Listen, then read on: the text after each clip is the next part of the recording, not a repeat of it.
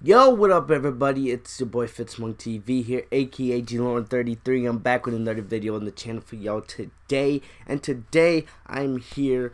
We are going to be answering all of the lingering questions coming from Avengers Endgame. Right now that the movie's out, I wanted to, wait about a week before I did a full spoiler discussion on it.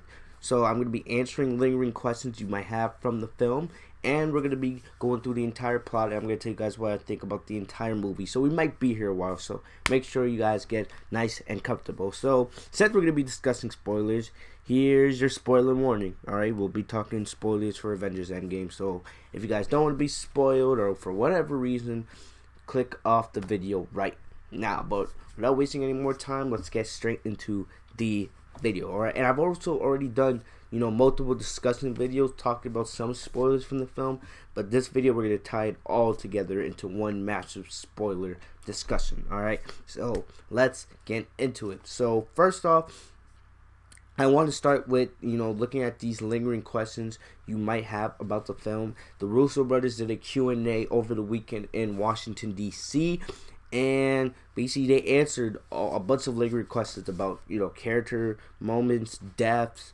certain things that they did with timelines and all that. So now, Endgame makes a lot more sense on why they made some of these decisions, and I hope it makes sense for all of you guys. But let's get straight into the video. So the first lingering question we have is, why didn't Doctor Strange just cut off Thanos' hand? Alright, so basically, if you guys saw Infinity War, we see Doctor Strange go through about 14 million different timelines. A bunch of them. He looks at a lot of different, scenarios of the Avengers and their battle with Thanos. And some people have the question, why didn't Doctor Strange just cut off Thanos' hand? Well, we find out that Thanos' skin is very impenetrable, alright? Thanos is an alien. He's kind of a god if you look at it in terms of humans. Human skin is nowhere close to the level of alien skin, alright? Also, it's like the moment in the movie where you see Thanos' sword. It's like chopping Captain America's shield, piece by piece. Thanos is an alien. There's metals that are in the galaxy that are way stronger than vibranium. Alright? Vibranium is just the strongest metal on Earth. It's not the strongest metal in the galaxy. There's way more stuff that will probably be explored in the future of the MCU. So if Doctor Strange had attempted to cut off Thanos' hand and failed, that means Thanos would have still been able to perform the snap, and the Avengers still would have lost. And Doctor Strange probably saw that when he was looking at 14 million different outcomes in Infinity War. So that's why he didn't go for that move, most likely. Only one scenario is where the Avengers won, and that's the one we saw in Endgame.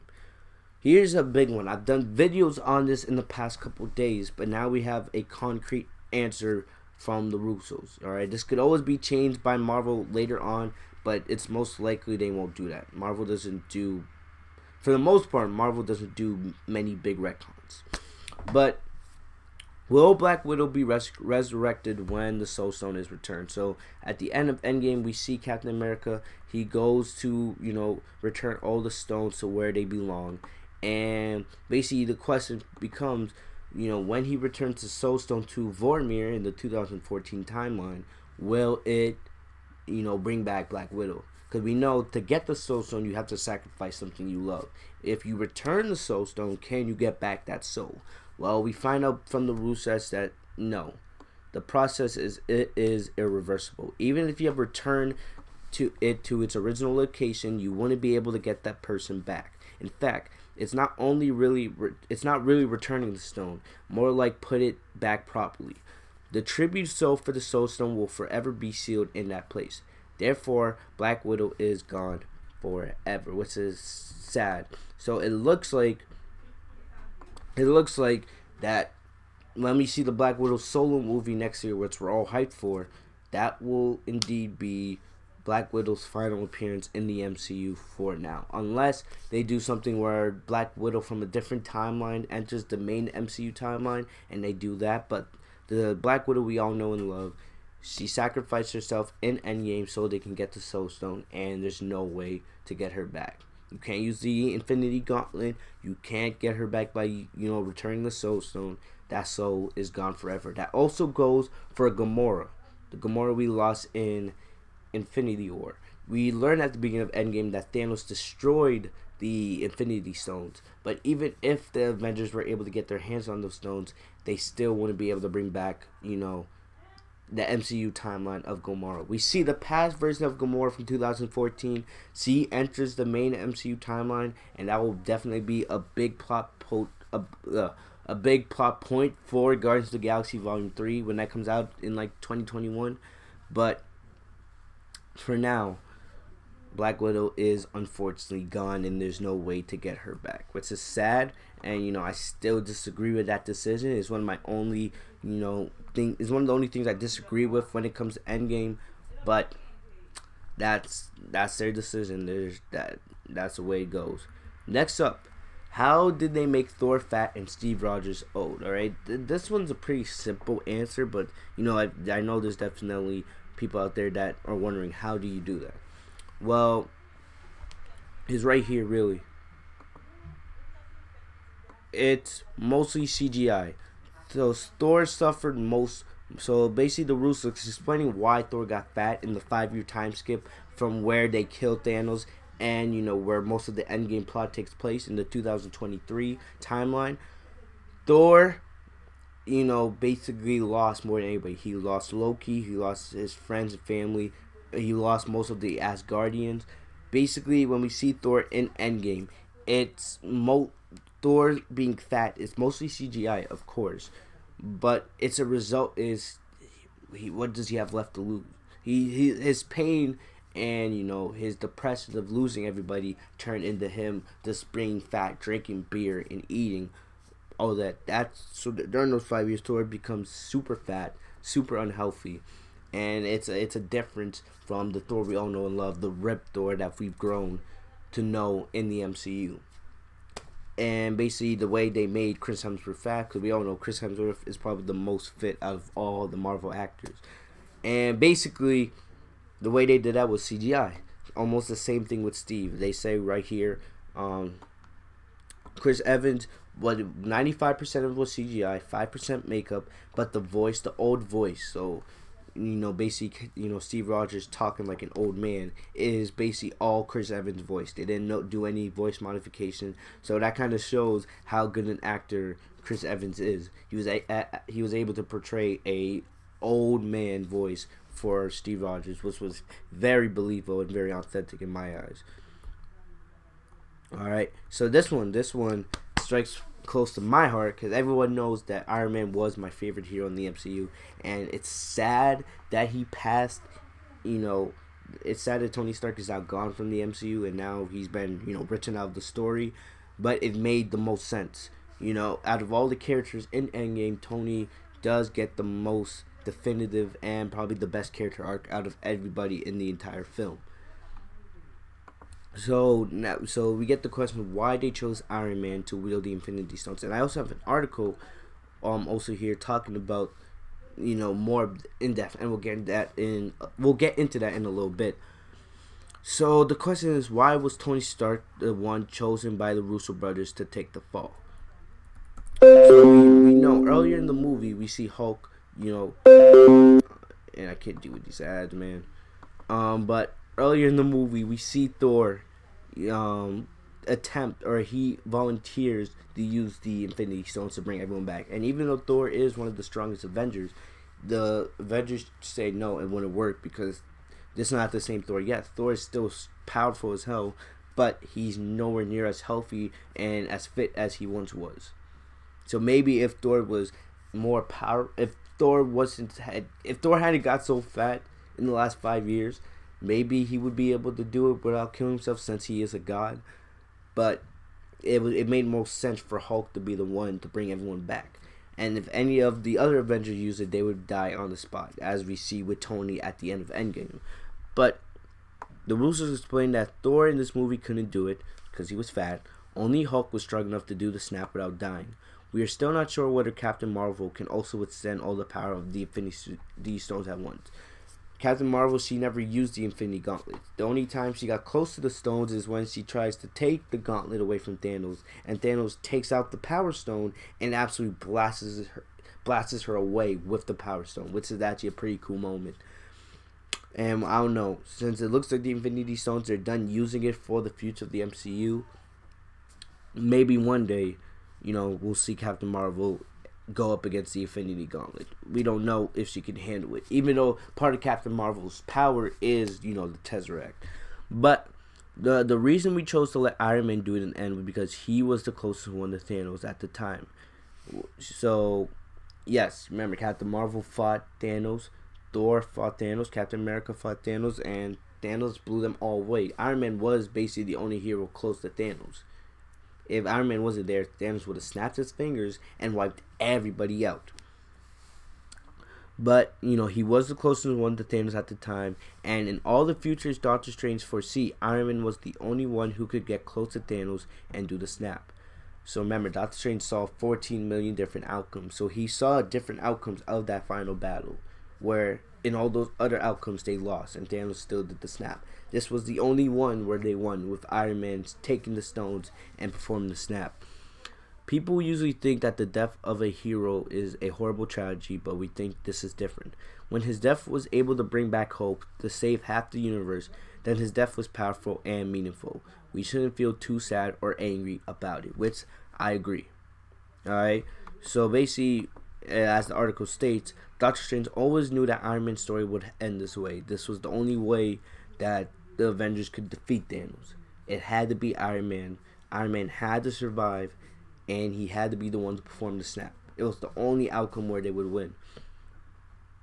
And it also makes sense because we see right before Iron Man takes the gauntlet from Thanos, or takes the stones, we see Doctor Strange put his finger up like this, saying, this is the one way. There's only one way where we win. And that's why it was done. Also, I have an article right here. Is basically when the Russo brothers, when they went, the only person that knew the entire script of Endgame, other than the Russos and the producers, of course, and Kevin Feige, was Robert Downey Jr. They went to him and they asked him, are you okay with this ending for your character? The screenwriters already knew that the Endgame was going to end with Tony Stark dying, but they didn't know how they were going to do it. Alright?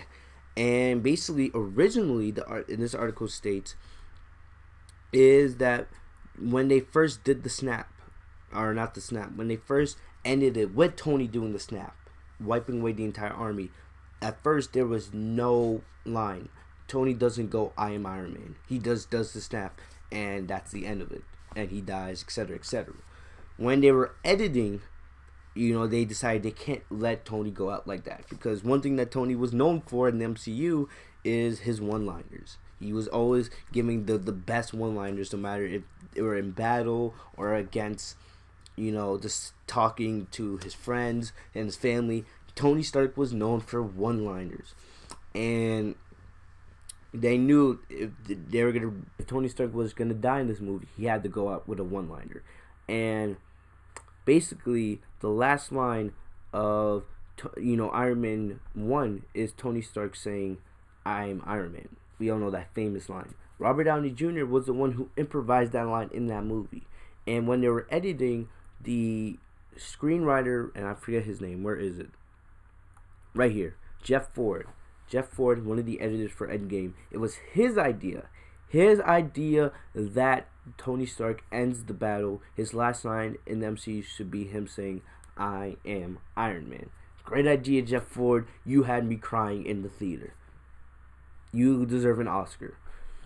But basically, the Russo brothers said, let's do it. Get the cameras. We're filming this tomorrow. And that's how the line of I am Iron Man, ending Tony Stark's character arc, ending his journey in the MCU, came about. So it's kind of crazy to think about it. Tony Stark saying I am Iron Man at the end of Endgame, the fact is it almost didn't happen. It wasn't in the original script.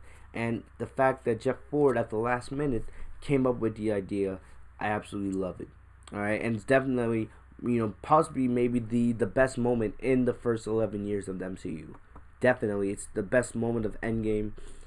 You know, probably the best moment of the MCU so far, and it's gonna live on in superhero movies for years and years to come. Remember, it's so iconic. Iron Man 1, the ending of Iron Man 1 when Tony Stark says, "I'm Iron Man." It's really iconic. It's like the line that started the MCU, started Iron Man's journey. Now, it not only does it end Iron Man's journey, it ends the first phase, the first three phases of the MCU, and it ends Iron Man's journey. And I absolutely love it. It's going to be iconic for years and years to come in the superhero movie industry. Alright? Next up, alright, what year was Steve Rogers dancing with Peggy Carter? And we kind of already covered this. The Russo brothers said we can't answer that for now. This is the story of Captain America marrying, you know, Peggy Carter, going back in time. That happened in a different future, and maybe, you know, as an Easter egg in a future MCU film, maybe they will reveal what year Steve went back to marry Peggy Carter. But for now, we have no idea. We just know he went back in time and he married Peggy. And also, in this kind of like a follow-up question, were there two Captain Americas in the same timeline? And I kind of already did a video on this. There were indeed two Captain Americas in the same timeline. When Captain America makes that new timeline to go back in time to marry Peggy, there's already one Captain America that's, you know, already dead. Or there's the Captain America that's in the ice. And we don't know what happens in that. We don't know Steve from the future meets the Steve that's stuck in ice. We have no idea on any of that. But we do know there's two Captain Americas in that timeline. Also, another Captain America question. Did Captain America meet the Red Skull on Vormir? So when Captain America goes back to put the stones back, did he meet him? So probably Captain America did encounter Red Skull. The Russo brothers did say that. They didn't film a scene where that happens, but it's most likely it happened off screen. Captain America did encounter Red Skull once again. But the thing about it is, the Russos say this version of Red Skull is more of a ghost, more of a guarder of the Soul Stone. It's not a physical Soul Stone. It's more of a ghost who's meant to, you know, guard the Soul Stone and bring people who want the Soul Stone to that location. So maybe one day we'll see that scene. I don't know if there is a scene. So, alright, how did Thanos bring his army into the future? So the past Thanos, 2014 Thanos, whatever you want to call him, when he comes into 2023 in the MCU timeline to fight the Avengers and attempts to gather the stones to wipe out all the people in the universe, did he bring his army into that future? Well, there's this guy called Maul in his army. He's a great wizard. We all know who Maul is. He's like that ugly Squidward looking character in Endgame and Infinity War. And we also know Thanos. Thanos is pretty smart himself. And those two easily reverse engineered and mass produced Pym particles.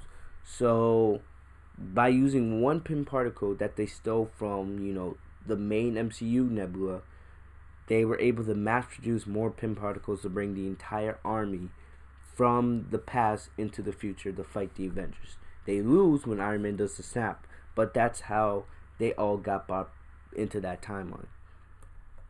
Alright, next up, could the time stone have been used to bring Iron Man back?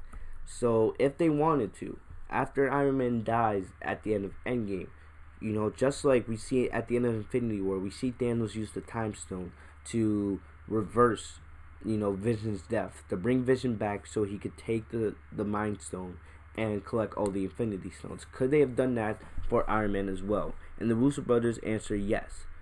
But the reason why they didn't do that is it's because even if you save Iron Man, it will still not change the fact that Thanos will eventually win the war. Among the 14 million possibilities that Doctor Strange has seen, Iron Man's sacrifice is a must for that one-win scenario. So Doctor Strange, he looks at all these timelines, or all these, you know, these futures, and the only one where they win is where Iron Man sacrificed. So if Iron Man doesn't sacrifice himself, the Avengers don't win. This was the only way it could have gone down. Because if you bring back Iron Man, you have to bring back Thanos' army. So then that would just give Thanos another chance to do the snap. Iron Man has to sacrifice himself for the Avengers to win. So there's no way you can bring back Iron Man without bringing back Thanos, which makes sense. And this is a question where this should make sense. So where does the 5-year time jump mean for the dusted characters? So that means specifically to, the Doctor Strange, the Black Panther characters, Spider-Man, etc., etc. And we're gonna see this actually as a major plot point in Spider-Man Far From Home when that movie comes out in about 2 months. We're only 2 months away from Spider-Man Far From Home.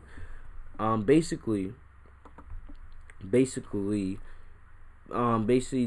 characters that survived Thanos' snap, they're all 5 years older because there's a 5-year time skip between Infinity War and Endgame, and they're all 5 years older. So say the characters from Spider-Man Homecoming, the people that Spider-Man went to school with in Homecoming, if they survive Infinity War, they're 5 years older. That means they're all probably in college by now. But Peter Parker and Ned and the other characters that were dusted in Infinity War, they just got back. All right, so now they're entering back into society. They're entering into a society that's moved on for 5 years. So now in Spider-Man Far From Home, we're gonna see Peter still in high school, with some classmates. The classmates that he does know will have they were ones that were dusted. And the other classmates are now new classmates that are 5 years older that Peter doesn't know. So it's going to be very interesting how the MCU handles that going further, because the world has aged 5 years since Infinity War. It's not like the world just stopped and didn't function for 5 years. People had to move on. All right, and it's going to be interesting to see how the MCU deals with that, especially with the characters that didn't survive Infinity War. How do they re-enter the world?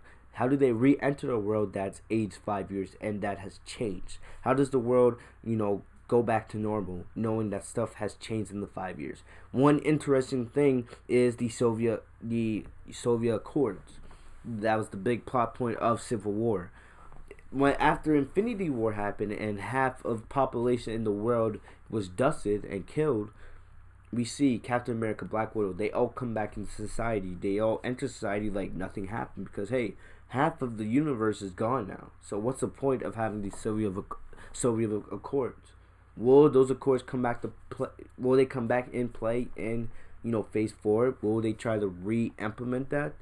We'll have to wait and see. That's going to be very interesting. Even though a lot of the characters from Civil War, they're either no longer with us or they've retired or their stories are done. But we'll have to see how that affects the MCU going further. Did the mouse save the universe? So this is a pretty funny one. If you guys see the scene early in the movie where Ant-Man returns from the quantum realm, if it wasn't for that mouse, in that storage warehouse, and if he didn't turn on the the computer that allows Scott Lang to come back from the quantum realm into the world, Ant-Man would have never got out of the quantum realm. He would have never went to the Avengers to come up with the time heist, and the other Avengers would have never came back. That's pretty simple. And so it's like, yes, the mouse had a very big role in saving the universe. Pretty funny little thing in Endgame. Also, how exactly did time travel work? And I'm not gonna spend much time on this because I've done videos on this already. So basically, when it comes to time travel in Endgame, when you go back to the past, anything that the Avengers did in the past in Endgame, it has the possibility of creating a new timeline. But whatever they do has no effect on the main MCU timeline, because whatever's happened in the past has already happened. You can't change the future by changing the past, but you can make a new timeline. So, for example, Captain America going back in time and marrying Peggy, that creates a new timeline. It has no effect on the main MCU timeline. The only big effect that has is now in the main MCU timeline, there's no more Steve Rogers, since he's left the main MCU timeline to create his own timeline where he marries Peggy. There's also a new timeline where Loki takes the Tesseract and he escapes. So that, and a lot of people believe that timeline is where the Loki Disney Plus streaming show is going to happen. There's also now a new timeline Thanos, where Thanos from the past came into the main MCU timeline and he was killed. Him and his army were killed in that time. So now there's a new timeline where there is no Thanos. There is no Thanos trying to collect the Infinity Stones. So basically, the events of Infinity War never really happened. So there's at least 3 new timelines that were created, because of what happened in Endgame. And will that mean, big things for the future? Like, we could see other characters, like maybe one day we could see Steve Rogers or Iron Man come into the main MCU timeline from one of the other new timelines that were created. That is a possibility. This could also, if they want, set up for the multiverse that we've been hearing for so many years. This could be how they get, the X-Men characters and all the other characters that Disney acquired with the Fox deal. That could be how we finally get all these characters into the MCU. But hey, we'll figure those out in a couple years down the line. But that's basically how time travel works.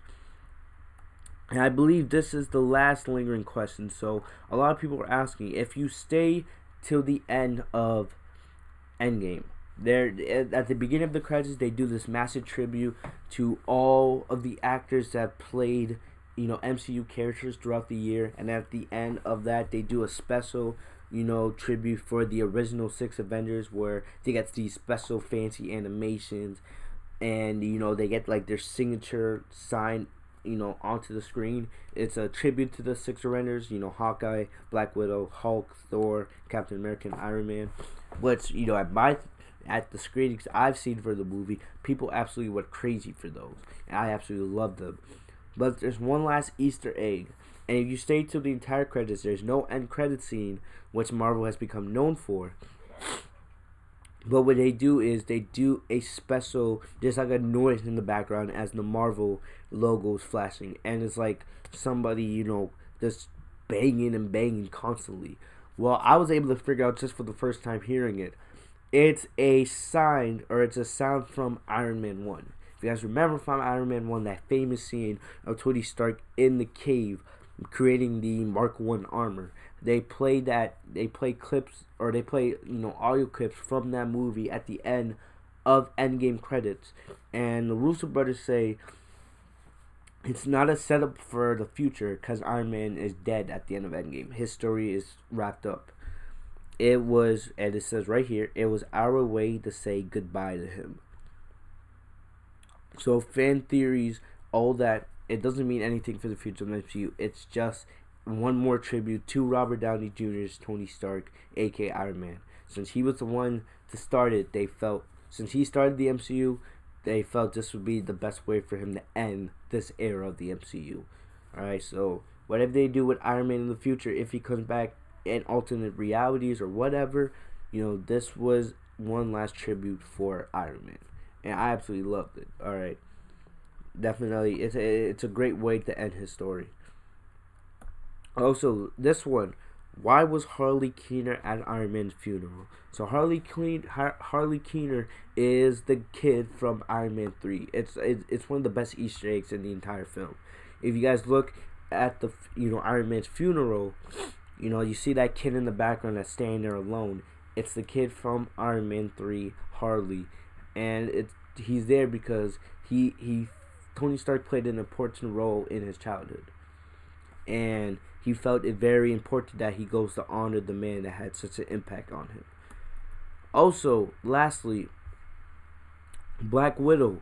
Why didn't Black Widow get a funeral? Alright, we know Black Widow, she is one of the original Avengers. She is the other major death in Endgame apart from Tony Stark. And basically, the Russos get asked why they didn't give her a funeral. We do see for like a couple minutes after the Avengers find out that she's gone, they mourn her, but then they decide, let's honor her by bringing everybody back. Let's make her sacrifice, not in vain. And the Russos say, did you forget when the heroes were mourning for her after when they returned from the past? Russo asks in response, maybe her funeral will happen off screen. Maybe it will be shown in future installments. because there's still tons of story in the MCU that are waiting to be told. So there they answered. So they said maybe Black Widow had a memorial or a funeral off screen, even though of course there's no body, but maybe they did some kind of tribute for her and they're saving that for a future MCU film. So they didn't really answer the question. All they said is maybe she did have a funeral, but they didn't. They did it off screen and not in the movie. Remember, Endgame goes by so fast. It's 3 hours, so they have lots of different plot points to get to. Other than that, that's about it for all the plot, and that took a while too.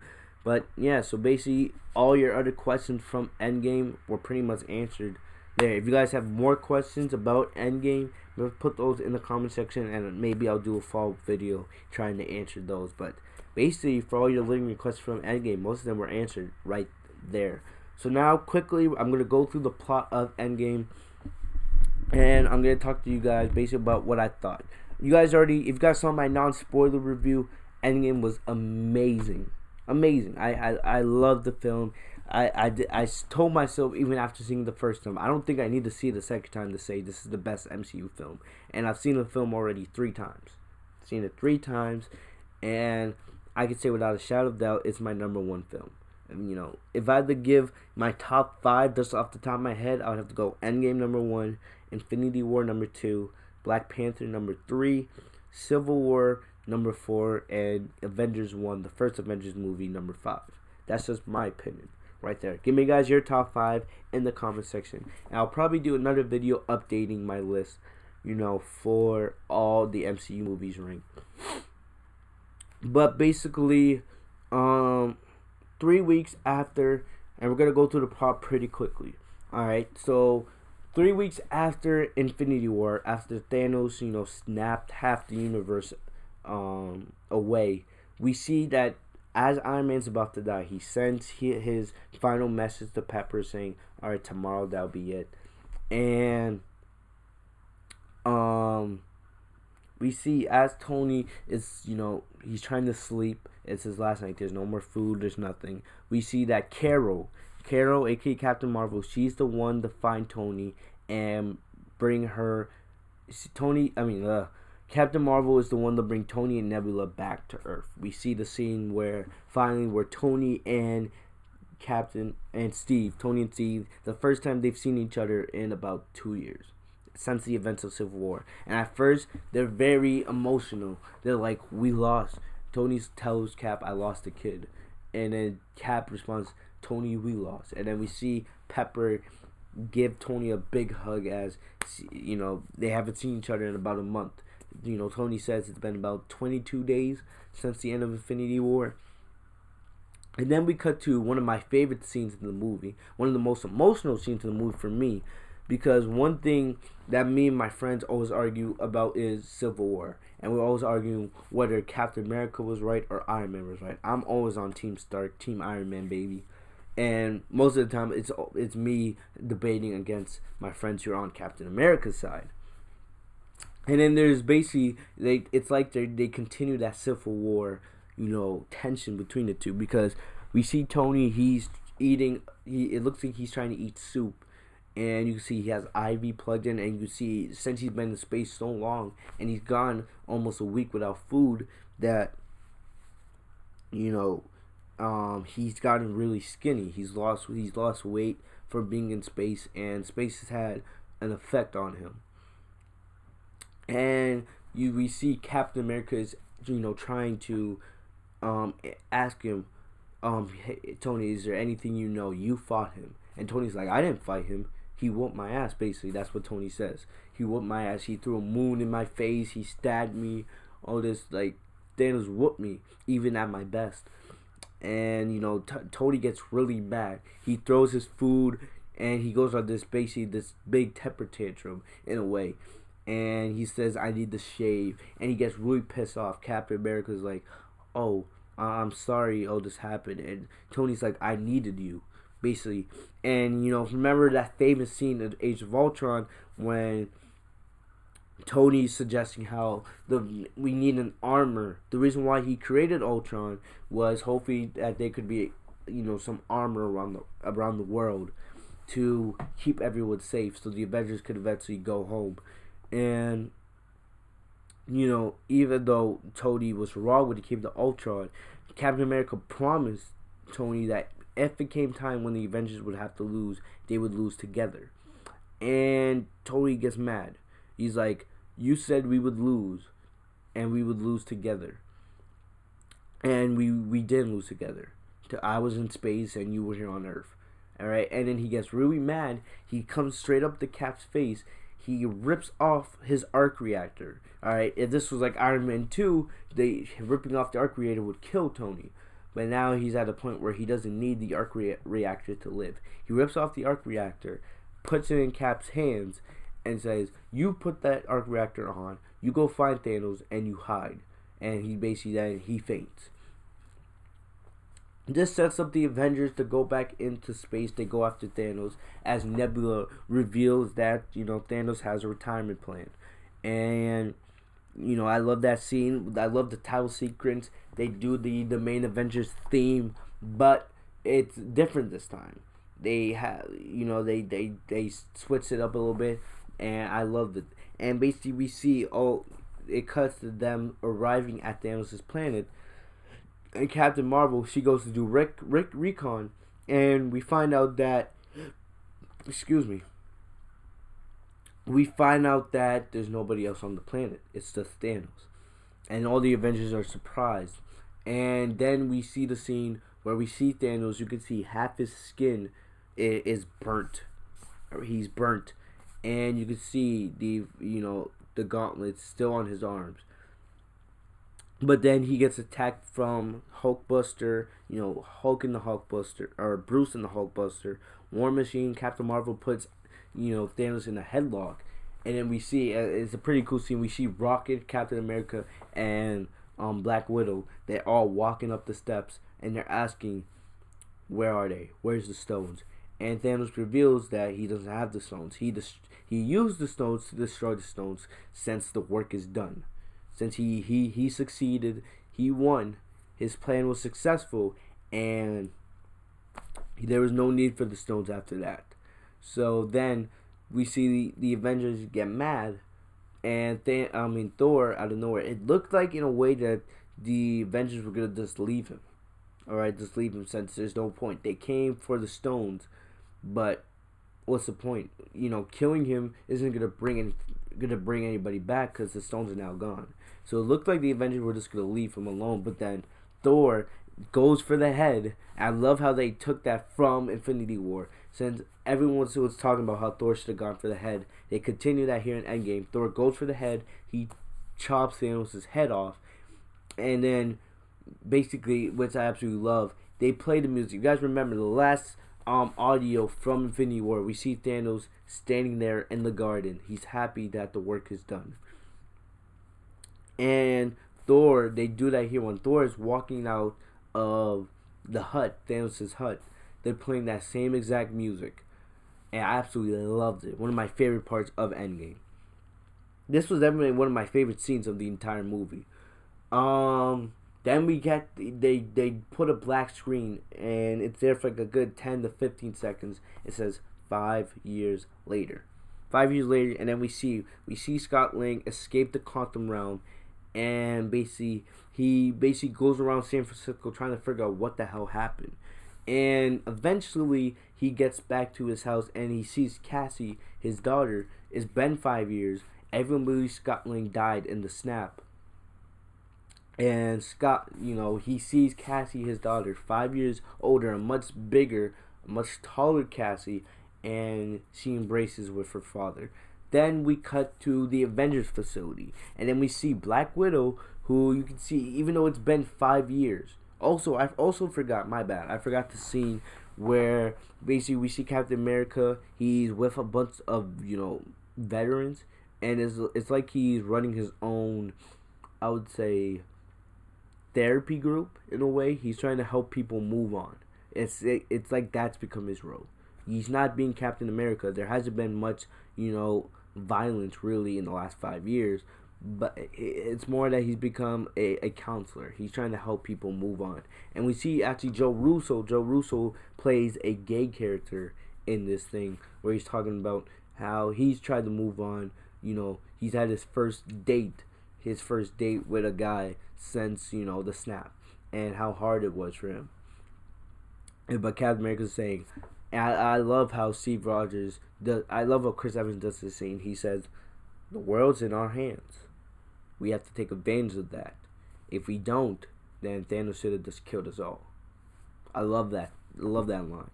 And we cut to the Avengers facility, and we see Black Widow. She's like the only one there. All right, most of the Avengers, they've tried to, or the ones that are survived, they tried to move out. They've moved out. They're trying to move on with their lives. And we see Black Widow. You can see she has the red hair with the blonde tips, and she's cutting a peanut butter sandwich. That's those little things I love, because when you see her cutting the peanut butter sandwich, in a way, it's like, you can see, yes, these are superheroes, and we love and adore these characters, but they're humans just like us. She's struggling to cut the peanut butter sandwich, because still, it's been 5 years, and she still has not been able to get over what happened with Thanos, what Thanos did. But we see that Black Widow, she's now running the Avengers. You can see that she has Rhodey, Captain Marvel, Rocket and Nebula, and Okoye. They're all on the screen. They're all meeting digitally by holograms. And basically, they're all on Earth. Captain Marvel still in space on different planets. And we see Captain Marvel has a different haircut. Her haircut in this movie is very, very similar. It pays tribute to classic Captain Marvel from the comics. Alright. So we've seen Captain Marvel in 2 movies. She's had 3 different haircuts. Her movie, the Captain Marvel solo movie, she had the short hair. She had the long hair at the beginning of Endgame, and she has the really, really short hair, which is very, which goes with her classic look from the comics, which makes a lot of sense. But then after everyone goes away, we see Rhodey still talking to Black Widow, and basically we can see that he's in New Mexico, and basically Clint, aka Hawkeye, has been going around the world killing a lot of people. And basically he's trying to bring his own sense of justice. He's just killing people that he sees brings evil around the world. And, you can see tears start coming to Natasha's face. And they're like, just find him, whatever you can. Maybe because we know Natasha's very close to Clint, which is later, explored even more later on in the film. So then we see Steve come in. Alright, Steve come in. Steve offers, they have a funny thing. Steve offers to cook Nat dinner, and then Black Widow jokes, "I'm gonna throw a peanut butter sandwich at your head." And they basically talk about how they trying to move on, and how they both need to get a life, which is true, but very funny in a way. Then we see Scott. Scott arrives, and hold on, that means I gotta plug in my laptop. We see Scott arrive at the Avengers facility. Basically the same scene that we saw in the first trailer for Endgame. We see that scene. And basically if you watch the first trailer for Endgame, in that scene we see Black Widow with blonde hair. Alright, the short blonde hair. Which was good trailer misdirection, because they want you to think that Ant-Man shows up early, just a couple days after the snap, when in fact he shows up 5 years after the snap. Which I like what the Russos did there. So we see Ant-Man talking to Black Widow, and he explains how even though 5 years passed in the real world, the time he spent in the quantum realm only felt like five hours at most. So basically they explain if they could figure out a way to enter the quantum realm, maybe they can go back in time to before Thanos had the stones, take the stones, and bring everyone back. So then we go to Tony Stark, and then we see Tony, it's been 5 years, he's now living in, I'm tired of these ads, man. We see Tony, he's living not in the woods, but he's settled into a nice cozy lifestyle with Pepper and his daughter Morgan. and I love that. We basically get the tease of, we see Morgan, she's wearing an Iron Man helmet, but it's not Tony's, it's Pepper's. Tony has made Pepper her own Iron Man suit for their anniversary, which is pretty romantic, pretty cute. I love that. And then we see, as Tony is, walking back to the house with his daughter, we see Captain America, Black Widow, and Ant-Man pull up to Tony's house, and they see they're all nodding at each other. So they go to Stark, and they ask, is this possible? Will you help us? And Tony says no. And he says no, not because he doesn't want to, it's because he feels like the 5 years, and I really love this. Alright? If this was the olden days, Tony Stark would have been very egotistical. Alright? But instead, he's like, these 5 years since, Thanos' snap have given me a new outlook on life. It's like it's like I've been given a second chance. And he got his happy life. He finally got to settle down, marry Pepper, have a daughter, and he's happy. And even though he misses everyone that was, taken away from them, he's just happy that he was able to keep his family, and still, these 5 years have been 5 of the best years of his life. So he says, no, I'm not going to do it, because he can't risk losing what he's already gained. So then we meet Professor Hulk, which is a very funny scene, and instead of explaining or showing us what Hulk did in those 5 years to become Professor Hulk, to finally, merge the problems that Hulk and Bruce had together, they explain it that basically Ant-Man, the first line he says, I'm so confused. And it basically reflects everybody else watching in the theater at that point, because they are also confused at that point. Like, what the hell happened with Bruce? And I'm sorry, I lost track for something. And basically, and all, they have this funny scene where a bunch of little girls come out. They want to get a picture with Hulk, and Ant-Man says, do you want to get a picture with me? I'm Ant-Man. And it's a funny scene. Like, no one knows who Ant-Man is, really, for multiple reasons. It's a very funny scene, one of the funniest scenes in the movie. And we see that this sets up, Bruce agrees. He agrees to try this whole time travel thing. It's not really his expertise. And sorry. I keep losing track. And afterwards, because this movie's so long, man, there's so many different plot points, I want to make sure I get to everything. So then they do this funny scene where, Ant-Man travels into the past. He comes back, it takes him 4 times to get it right. So the first time he goes back into the past, he comes back as, a little kid, more like a teenager. The second time he comes back as an old man. The third time he comes back as a baby. The fourth time he finally comes back as normal Scott Lang. And, then there's one of the best scenes in the movie. We see Steve go outside. He needs some fresh air because, he's a little bit frustrated. He's like, is there any way we can get this to work? Is there any way we can actually travel back in time to get these stones? And then we see Iron Man come. He pulls up. And we see, this is kind of like a, Tony and Steve finally, they get back on, terms with one another. Tony basically says, I hate resentment. And Steve says the same thing. And they agree it's better for their beef to be squashed. It's like these 5 years have given each one time to breathe and realize, like, hey, we're the only ones that are really left at this point. We can't really hate each other. The past is the past. Let's work on moving and becoming better in the future. So Tony, he finally gives the shield. It looks like he's repaired the shield. He's making it look better, and he finally gives the shield back to Steve. And Steve at first is hesitant, but Tony convinces him to take the shield. And Tony says thank you. Not Tony. Steve says thank you. And Tony basically says, I'm down. I want to do this. The only way we're going to get this right is if we do this all together as a team. We have to get all the Avengers together. It can't be just some of us.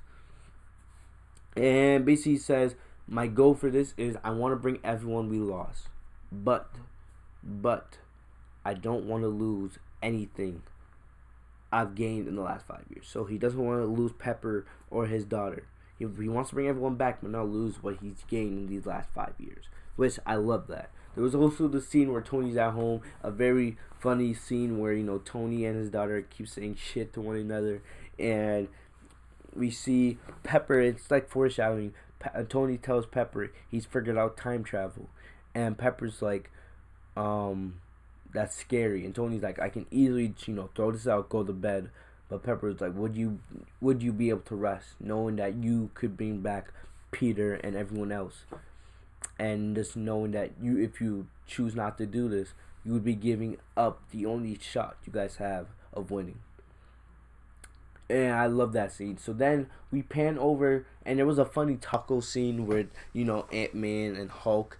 It was a very cute little scene. But then we go to Asgard, New Asgard, which is in Norway, and we get introduced to. We see Valkyrie again. I love Valkyrie. Tessa Thompson, love her. Hopefully, see her more in future MCU films. We also see Korg and Meek, and the rest of the Asgardians, and we also see Thor. And we see this is where we get introduced to Fat Thor. And I'm not a big fan of Fat Thor. Thor, he's super funny in the movie. I love, you know, this new comedic Thor. I'm just not a big fan of how they made him fat. When we see Thor in Guardians of the Galaxy Volume 3, I hope he's, you know, gets back to normal. But, hey, at the end of the day, it is what it is. Thor makes up for his fatness later in the film, and we'll talk about that.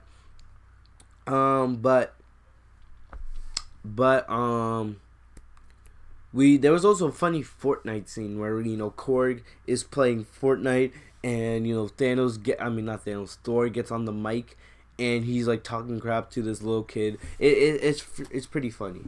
But then we see now that they pan over to Tokyo, we see Hawkeye, and now Clint has now become Ronin, and he's just murdering a bunch of Japanese people. And he's now turned himself from a hero in the last 5 years to a vigilante. And, you know, you can tell basically the loss of his entire family turned him into this person. But we see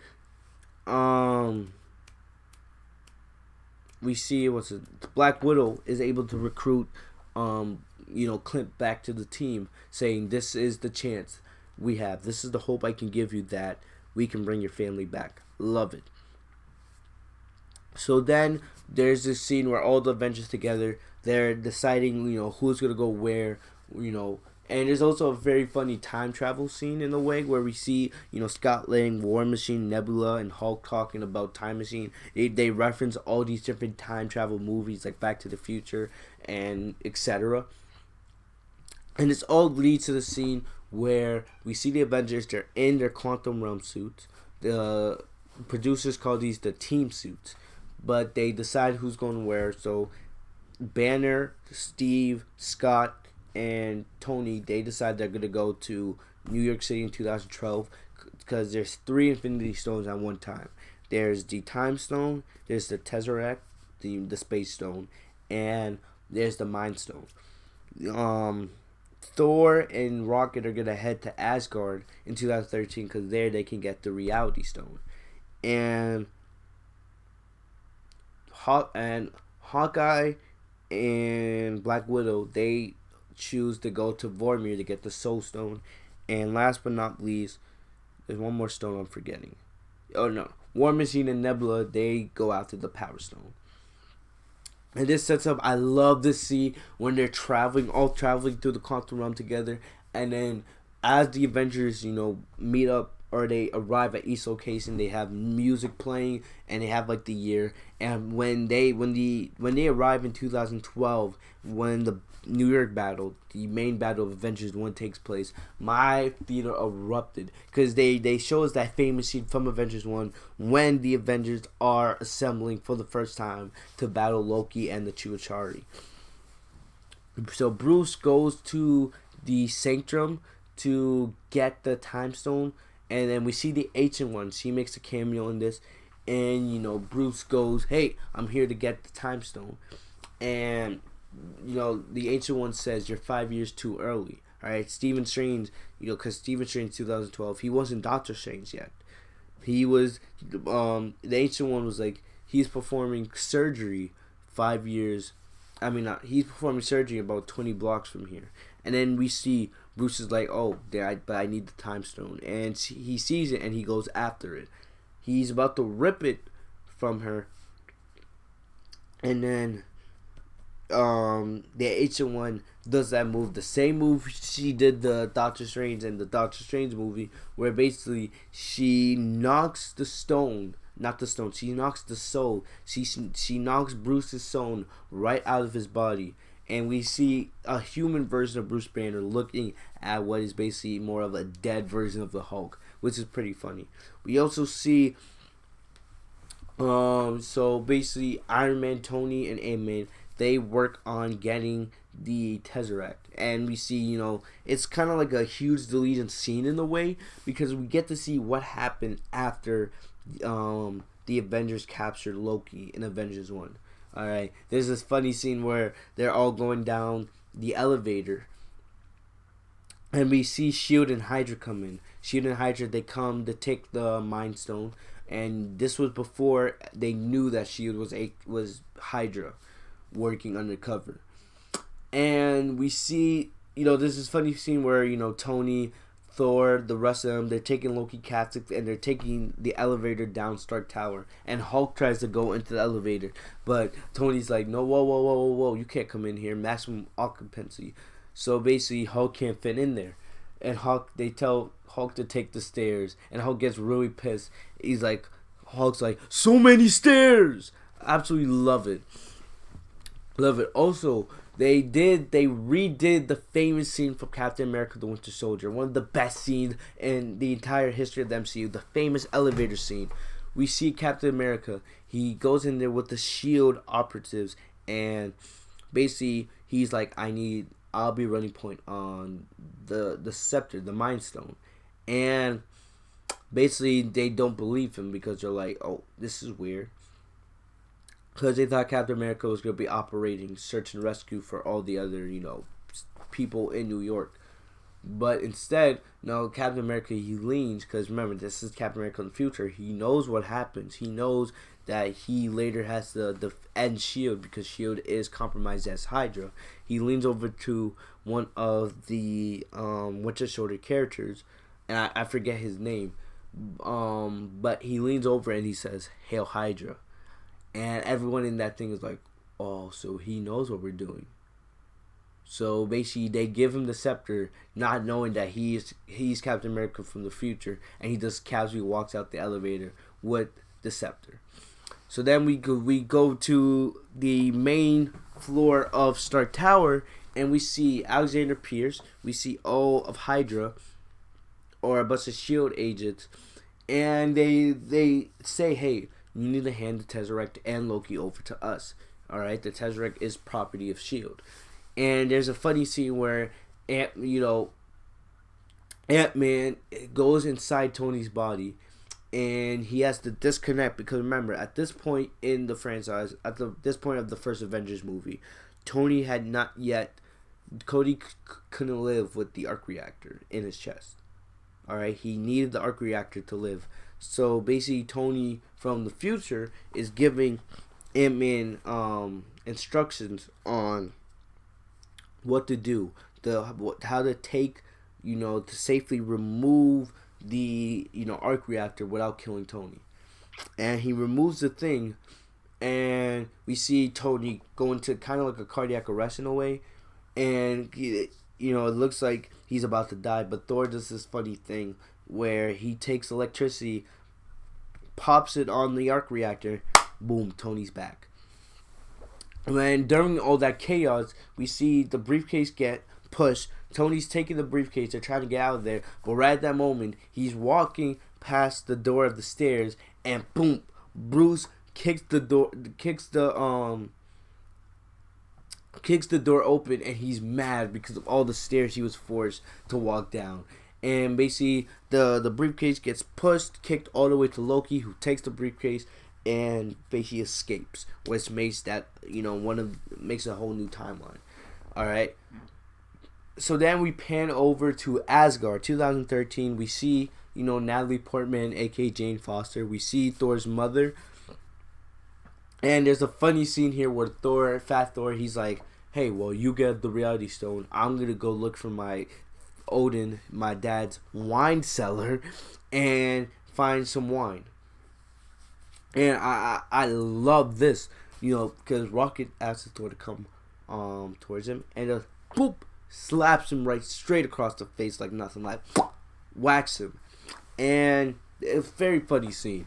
And it was also kind of emotional because Rocket's like, yeah, get your head out of your ass, all right? We have a job to do. Which, Rocket, I love the maturity of his character here. He's like, I lost the only fame I ever had. Yes, I feel bad for you because you lost everyone you loved. But I lost everybody. I lost Peter. I lost Drax. I lost Mantis. I lost Groot, Gamora, etc., etc. And this is the only way, the only chance we have of bringing them back. Can you help me do that? And Thor's like, yes, I will. And basically, as Thor escapes, he runs away and he runs into his mother. Rocket goes after the reality stone. We also then pan over to Morak, alright? And we see, Nebula and War Machine, they say goodbye to Black Widow and Ronan as they're going off to go to Formia to get the Soul Stone. And one thing that I don't, like here, because basically Nebula never pointed out that to get the Soul Stone, you had to sacrifice something you love. They never mentioned that. So Black Widow and Hawkeye are forced, they go to Vormir, and they don't realize that, hey, one of them is going to have to die for the other to get the Soul Stone. And I was like, I don't know why they Nebula never mentioned that. Maybe I just don't understand, but still. There's a super funny scene where we see War Machine and Nebula, they go to get the Power Stone, and basically to get the Power Stone they have to steal like this this tool from Peter Quill, and they basically reenact the famous scene from the beginning of Guardians of the Galaxy Volume 1 where Peter's dancing, and I absolutely love it. War Machine and Nebula are looking on from the distance. Peter's playing music through his headphones while singing his music, but he just looks like an idiot to them.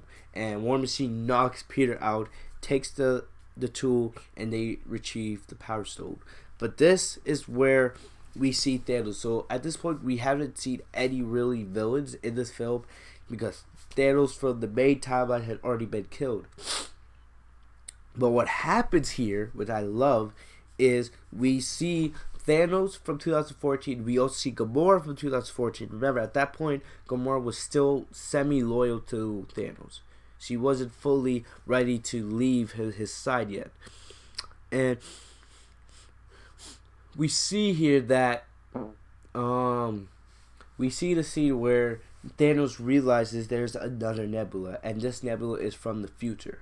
And as War Machine, he goes back to, he's going back to base to bring the Power Stone back. You see the same thing here with Nebula. Nebula can't go back to her timeline because, since there's two Nebulas, and since they're basically the same Nebula from two different points in time, they're sharing the same network. So they look through her memory file and they realize that these Avengers are from the future and they are trying to undo something that Thanos has already done in their time.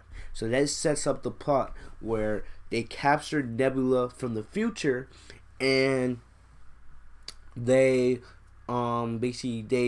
the old Nebula steals Nebula's identity, steals her wristwatch, her pin particles, everything, so that when she goes back, she could use the quantum realm to bring Thanos's army from the past into the future, so he can steal the Infinity Stones and snap everybody out of existence. So now this is the point, and the Thanos from the past is much more evil than the Thanos we met in Infinity War, in my opinion. He's a much more evil Thanos. But this, basically, at this point, this was where Thanos decides, I'm not going to snap half the universe, I'm going to snap the entire universe, and create a whole new universe on my own, using the Infinity Stones, which is crazy, but it makes a lot of sense. So I love how they did that plot hole. All right, the whole time we thought Thanos was gonna survive, and Thanos from the future would eventually be the villain for Endgame. But no, it's the Thanos from the past, which is the real true villain of Endgame. Which I love how they did that. Also Thanos does see using the new Nebula's memory files, or the main timeline Nebula's main files. He sees that Thor chops his head off, and it's like it doesn't bother him, which I kind of like. In the villain, he doesn't care that he's gonna die. All that he cares about is that his destiny is fulfilled. All right, all he cares about is at the end of the day he succeeds in his plan by bringing balance to the universe. Love how they did that scene.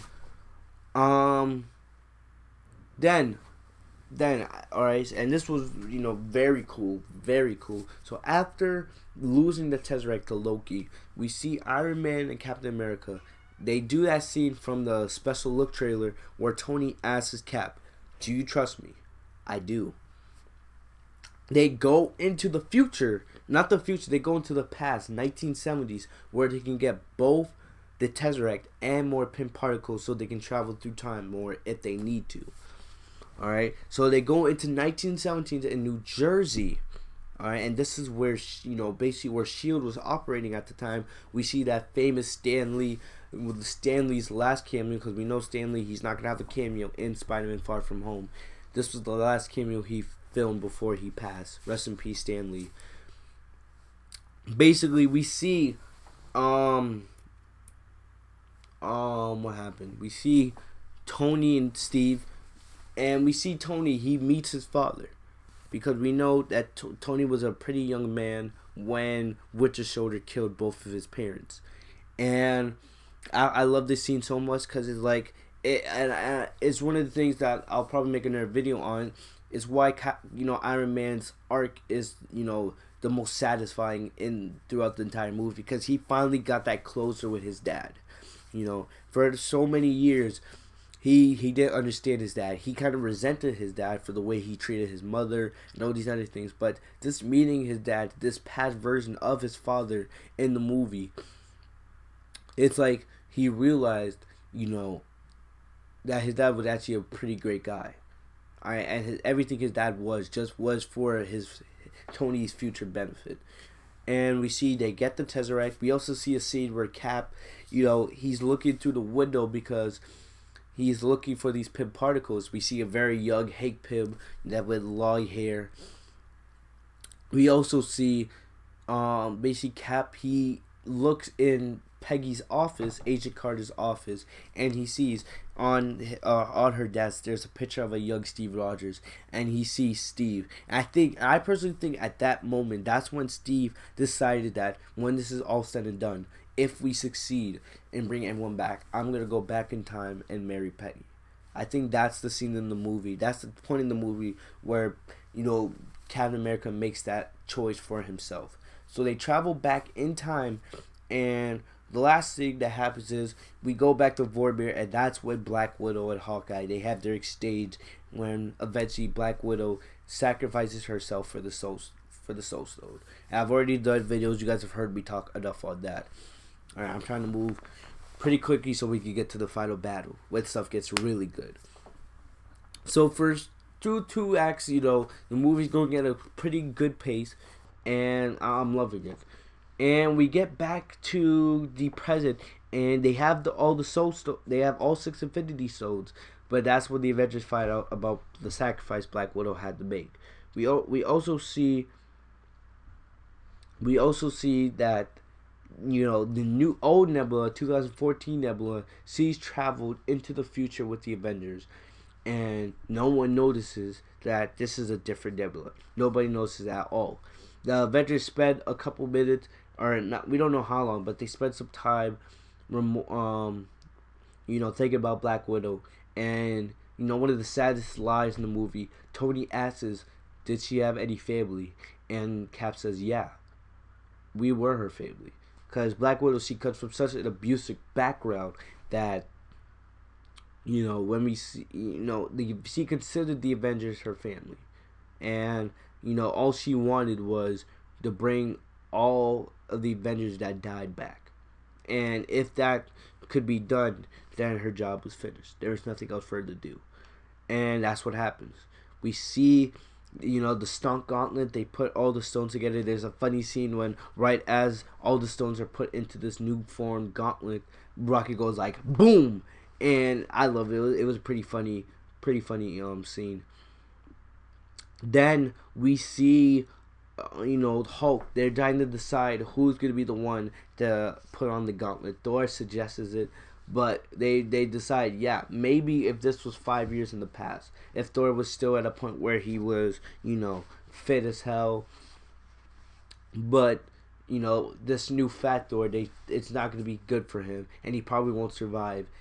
Even if Thor is a god, he won't survive in the condition he is now if he uses the gauntlet. So they decide that Hulk's going to be the one to do it. He was like born for this because the radiation that is produced from the Infinity Stones is mostly gamma.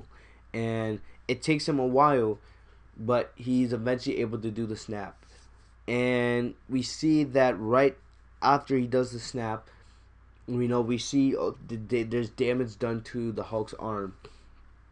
And we see Clint's phone starts ringing, and it's a phone call from Clint's wife, Laura Barton, and we can see that they were successful. We don't know where all the other heroes are, but they were successful in bringing everyone back. But right at that moment, the old Nebula, or evil Nebula, she uses the quantum realm to bring Thanos' army from the past into the future without any of the Avengers knowing. And right as, the Avengers are ready to celebrate, everything goes to hell. Thanos' ship fires rockets all over the Avengers facility, torching the place to, bits. We see War Machine, Rocket, and Hulk.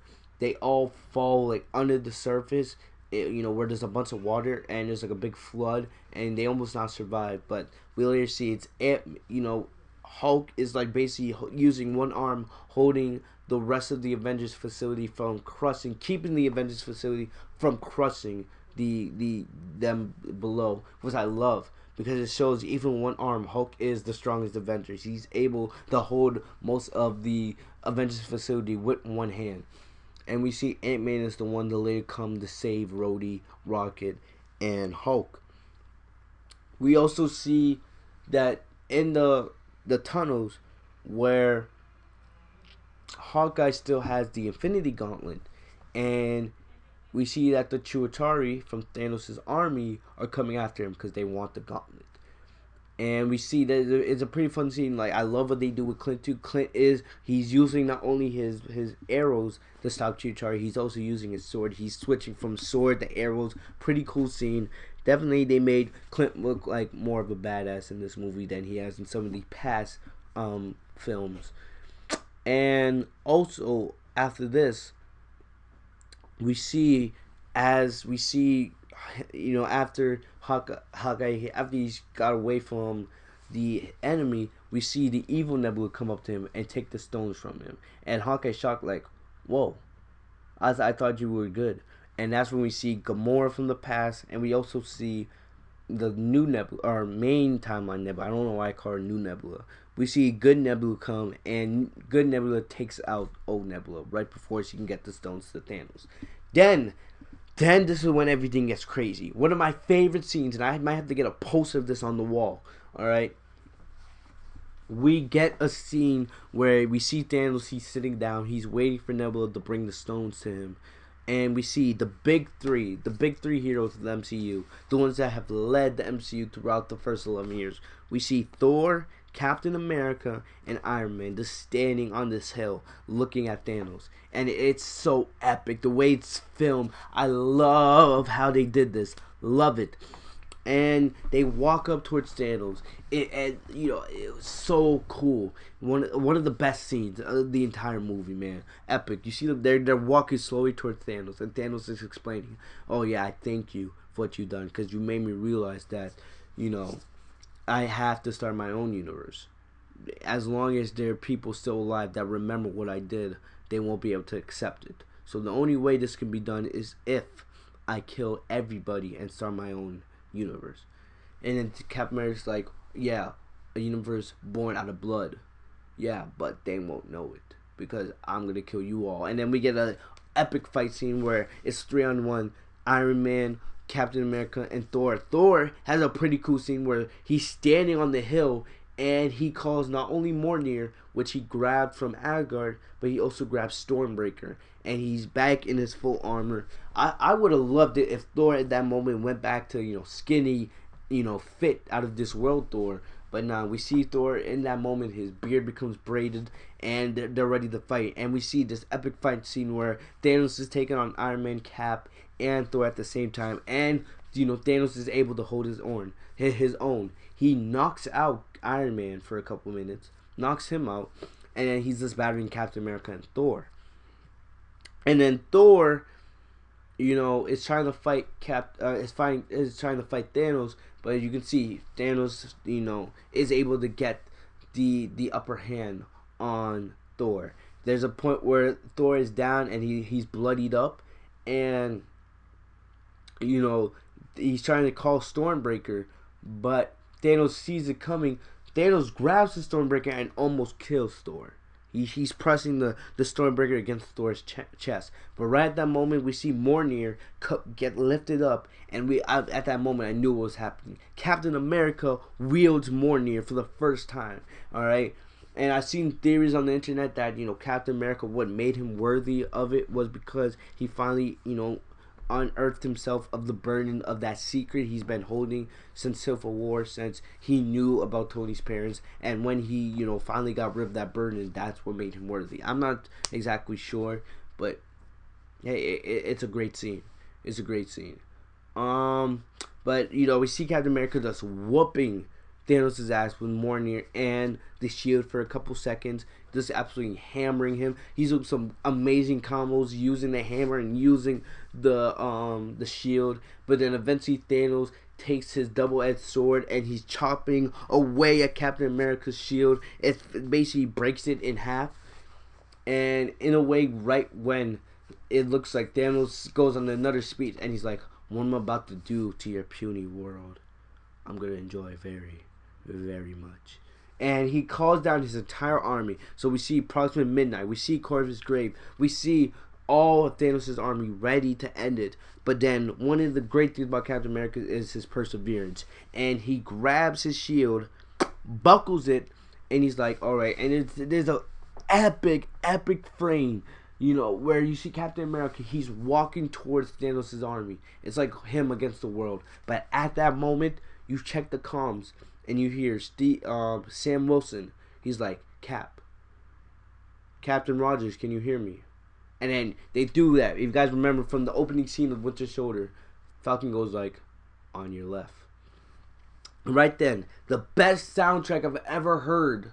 Alright? Probably the best audio from the MCU. You see portals open up everywhere. You see Black Panther, Okoye, and Shuri enter. And the music was so great. You see Falcon coming on. Then you see Doctor Strange and Drax and Star-Lord and Mantis appear. Then you see Spider-Man appear. People at my screening were freaking erupting. We were all losing our minds. We see the Wakandan army appear. We see what is it? We see who else comes up? We see the Asgardians. We see Valkyrie riding in on her Paragus. And it's such an epic scene, man. We see the Wasp, Hope Van Dyne, finally appear, and then we also see Iron Man. He's woken up from his coma, and you see Pepper Potts in the rescue armor, the armor that Tony made for her anniversary. She's rocking it, and they're all ready to go to war. And then you get the Avengers theme starts playing in the background. Everybody's lined up, and if you see it in IMAX, it looks incredible. It's just this huge shot. They're going down the line, all the Avengers preparing for battle, getting in their stances. Oh my gosh, it's just so good. And all you see is Captain America. He asks for Mjolnir to come back. Mjolnir comes back, and all you see is Avengers assemble. And then there's this epic scene. The final battle starts, and the Avengers are coming. And I'm losing my mind just thinking about how epic this scene was. The Avengers are flying towards Thanos' army. And Thanos' army is flying towards the Avengers, and an epic final battle takes place. You know, one of my favorite parts is you see Iron Man and Pepper. So Tony and Pepper, they're working together. They're back to back, shooting off enemies using their armor. Epic scene. It's like the Iron Man family coming together. This is so many great scenes, like the scene where Scarlet Witch, she's removing Thanos' armor, and then Thanos says "Hail fire," and then all these rays from the ship start blasting towards the battlefield as the Avengers start being scattered, and you see then at that moment, right as it looks like the Avengers are losing ground, the blasters move up towards the atmosphere, and I knew right away what was happening. Captain Marvel flies in. We haven't seen her almost the entire film. She flies in, because remember, this movie's about the original Avengers. Captain Marvel is more for the future. Captain Marvel flies in. It's a matter of seconds. Takes out Thanos' entire ship. There's also a moment we see Tony Stark and Peter Parker, which made me cry. They finally embrace after not seeing each other for 5 years. Tony hugs Peter, and it made so much sense because now in those 5 years, Tony became a father. He's begun raising his own daughter. So now seeing Peter again, Peter looks at Tony kind of like a father figure, and we know how much Peter means to Tony. They embrace in a super hug that gets your emotions rolling. We also see Star-Lord meet past Gamora, and Gamora knees him in the balls because Gamora doesn't know the Guardians of the Galaxy yet. She has no idea who they are. And it's a funny scene. Nebula's like, it's either him or a tree. Love it. There's so many great scenes from this battle. We also see Tony encounter Doctor Strange. Like, hey man, 1 in 14 million possibilities, right? Tell me this is the one where we win. And Doctor Strange is like, if I tell you what happens, it won't happen. Foreshadowing. Very deep foreshadowing there. We also seen the gauntlet is bouncing around from Avenger to Avenger, and bounces from Clint over to Black Panther, who has some great moments. Then it bounces from Black Panther to Spider-Man, who activates instant kill with the Iron Spider armor, and friggin' incredible. Then it bounces from Spider-Man to Captain Marvel, and then we see the scene where all these female heroes, basically all the female heroes from Gamora to the Wasp to Nebula to Pepper Potts to Mantis to Okoye, Shuri, Captain Marvel, Scarlet Witch, they're all going up against Thanos' army. The only one that was missing, which made me cry a little bit, was Black Widow. Since Black Widow was the one that set the foundation for all these female heroes, the fact that she wasn't in the scene made me cry a little bit. But still, it was epic. And then this leads into the final scene where Thanos finally gets his hand on the gauntlet, and he's about to perform the snap. But, Thor and Captain America try to stop him, but Thanos fights him off. And it's crazy. Thanos without the gauntlet is so strong. So strong. The Avengers still can't handle him. Captain Marvel goes up against Thanos, and it looks like Captain Marvel is about to defeat him. Thanos tries to headbutt Captain Marvel, and it has absolutely no effect. Captain Marvel, is crushing his hand, and then right at that last moment, Thanos uses his other hand, takes out the Power Stone, and blasts her away. Then we see Doctor Strange look at Tony. This is when I start crying, because I knew what was going to happen. And then Doctor Strange put his finger up. He's like, 1. This is the one way we win. This is that one possibility where we win. And basically at that moment, Tony realized, this is what I have to do. He goes after Thanos, tries to take the stones away from him, but Thanos fights him off. And right when Thanos thinks he's won, he snaps his fingers. Nothing happens. And then he looks at the gauntlet and he realizes the stones are gone. And in that moment, Tony did some kind of hand trick. I don't know how he did it, but he was able to snatch the stones away. And then he uses his Iron Man armor and turns it into some kind of glove. And then you see all this energy just starts, going through from his arm into his body. And you could tell at that moment, I was like, as epic as this is going to be the end of Tony Stark. Because we know he cannot survive using the stones. So what he does is, he gives us, and everything comes full circle, the famous scene from the end of Iron Man 1, the one that started the MCU. He snaps his fingers. I am Iron Man. epic. It's gonna become probably the most iconic moment of the MCU when Thanos lost thanks to Tony Stark, snapping his fingers. Then Thanos' army turns to dust, and I love it because all you see is Thanos looking around. Everybody, every member of his army is turned to dust. Everybody's losing, and he's just turning in shock, like, damn. And Thanos sits down like, damn, I really lost. And then he finally turns to dust. But then everyone's like happy for that moment. Yes, the Avengers have won, but it quickly turns sad because it pans back to Tony Stark, who is at his last moments. He can't speak. You could see the whole right side of his face is burnt and injured. And we see War Machine come up to him. Rhodey's sad, like, damn. And then we see Peter Parker going up to Mr. Stark saying, we won. And Peter's crying. And then last but not least, Pepper comes up to Tony. And Tony's holding her hand against the arc reactor. And it's so sad. I'm getting a little bit emotional just thinking about it. And it's sad, but it makes so much sense. Alright, like this is the way it was going to end. And remember, earlier in the film, Pepper asked to Tony, would you be able to rest? Knowing that you knew how to do this time travel thing and you could save the universe.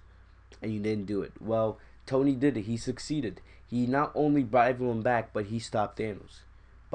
He sacrificed himself to save half the universe. And, Tony's barely speaking. Tony's, so far gone. It's like him using the stones just took away most of his mental function. And he can't get out no words. Alright? But we see Pepper just like, it's okay. We'll be okay. Me and Morgan will be okay.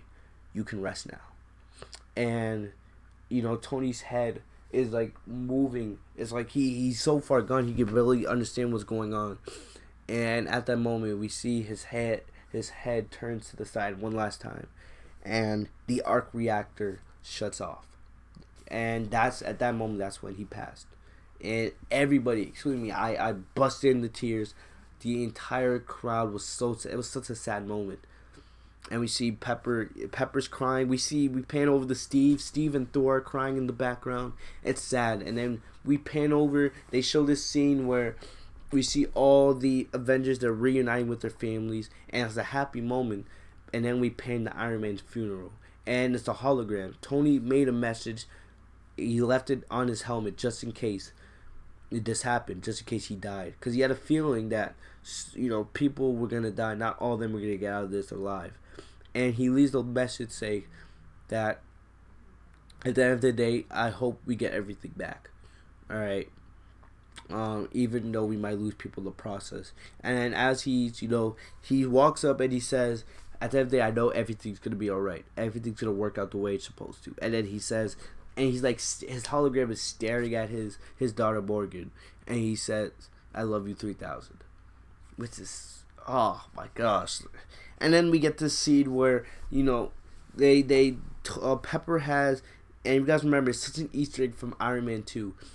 When Tony had his old arc reactor, he gives the old arc reactor to Pepper as a gift.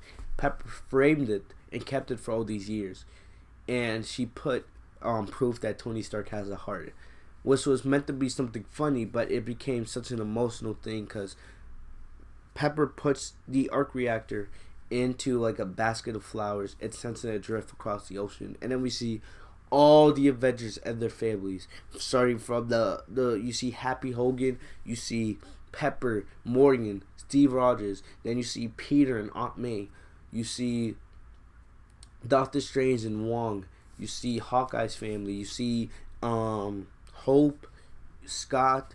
You even see Hank Pym and I'm forgetting her name. Michelle. I'm forgetting her name now. You also see T'Challa. I'm trying to remember, but T'Challa, Okoye, Shuri are there. You see Hawkeye's family. You see the Guardians of the Galaxy. They're there. Everyone's emotional. As you're moving towards the back, you see Scarlet Witch, you see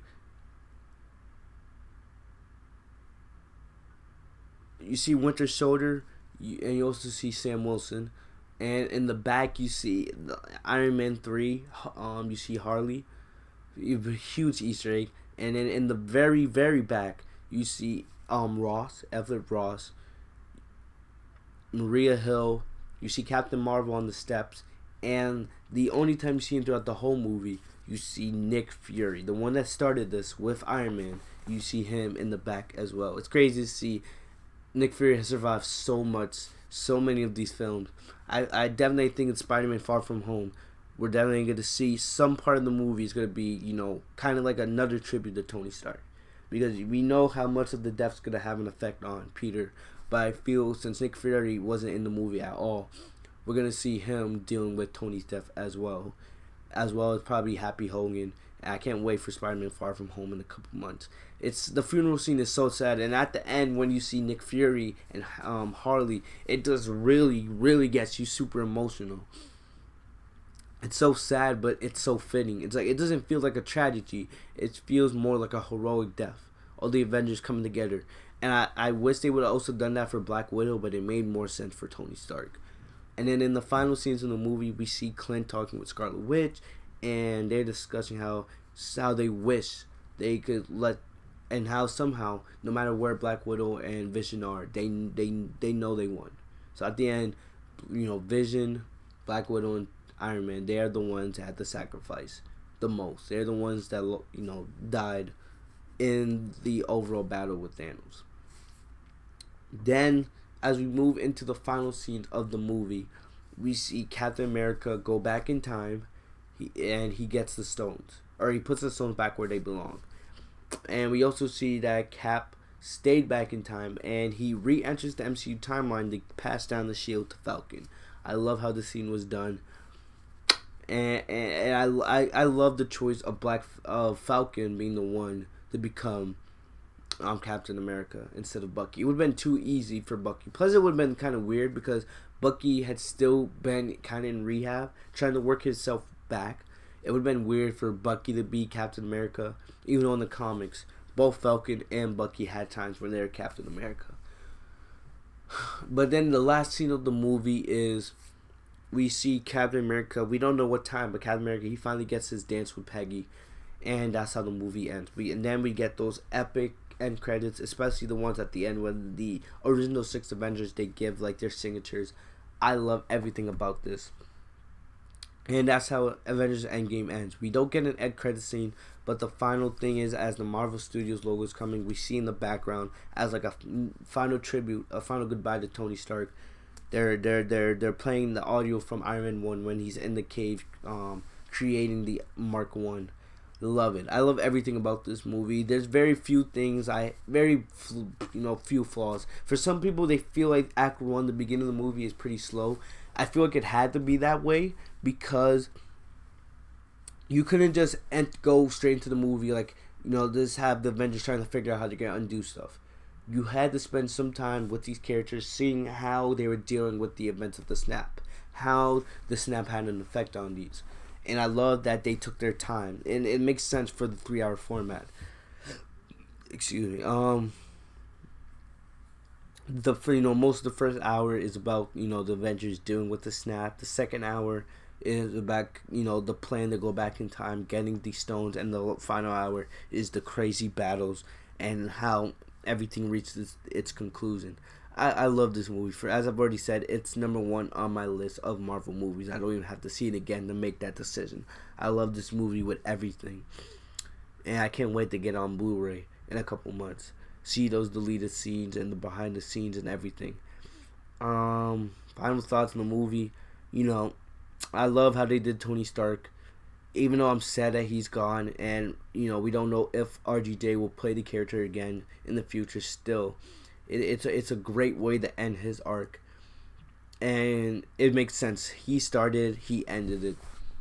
I love it. This movie was, for me, 10 out of 10, and it's not about the hype. You guys see this movie at least more than once. It's great. It really is. And other than that, that's about all I got for you guys today, man. I hope you guys enjoyed the video. For you guys who stayed, I said this was going to be a pretty long video, and if you guys watched the whole thing, thank you guys. You make sure to give a applause for yourself. But other than that, that's all I got for you guys today. Let me know in the comments section Let me know in the comment section what you guys thought of Endgame. Alright, give me guys your honest thoughts. Where does this rank on your MCU films, man? And yeah, thank you guys once again. I'll have more Marvel videos in the coming days. You know, we're going to start looking forward a little bit with Spider-Man Far From Home. I believe we're going to be getting a second trailer for that next week, so I can't wait for that. You're also going to start looking forward towards the Black Widow solo movie. Even though Black Widow dies in Endgame, you know, she still has a solo movie, which I'm very hyped for. Other than that, that's all I got for you guys today. I hope you guys enjoyed this video. Make sure to like, comment, subscribe if you guys are new. Other than that, that's all I got for you guys today. Have a great day, guys. Peace.